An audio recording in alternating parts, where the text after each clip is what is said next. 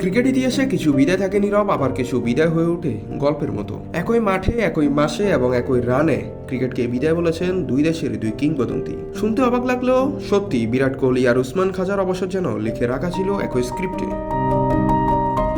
Sydney cricket ground, যে মাঠ cricket ইতিহাসে বহু স্মরণীয় মুহূর্তের সাক্ষী, ঠিক এই মাঠে জানুয়ারি মাসে টেস্ট ক্রিকেটকে বিদায় বলেছেন দুই দেশের দুই তারকা, ভারতের বিরাট কোহলি এবং অস্ট্রেলিয়ার উসমান খাজা। 2025 সালের জানুয়ারিতে ভারতের হয়ে শেষ টেস্টে খেলেছিলেন বিরাট কোহলি, আর এক বছর পর 2026 সালের জানুয়ারিতে অ্যাশেজ সিরিজের শেষ টেস্টে বিদায় নিলেন উসমান খাজা। তবে সবচেয়ে অবাক করার বিষয়, দুজনেরই শেষ টেস্টের স্কোর ছিল একদম একই। প্রথম ইনিংসে 17 রান, দ্বিতীয় ইনিংসে 6 রান।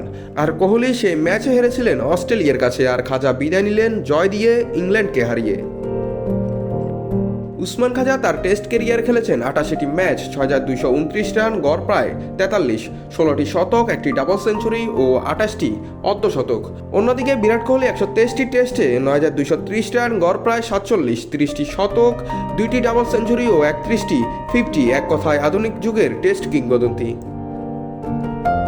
শুধু পরিসংখ্যান নয়, অবসরের প্রেক্ষাপটেও রয়েছে মিল। কোহলি ও খাজা দুজনের ক্ষেত্রে শেষ সময়ে ফর্ম ভবিষ্যৎ নিয়ে তৈরি হয়েছিল বিতর্ক।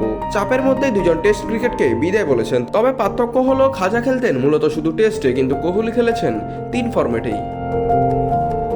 একই মাঠে, একই মাসে, একই স্কোরে শেষ টেস্ট। কোহলি আর খাজার এই মিল ক্রিকেট ইতিহাসে হয়ে থাকলো এক অনন্য কাকতালীয় গল্প। দুজনই রেখে গেলেন অসংখ্য স্মৃতি, অসংখ্য রান আর কোটি ভক্তের ভালোবাসা। ক্রিকেট থেকে তারা বিদায় নিয়েছেন, কিন্তু ইতিহাসে তাদের নাম লেখা থাকবে চিরদিন। নাত রাহুল, নিউজ না স্পোর্টস।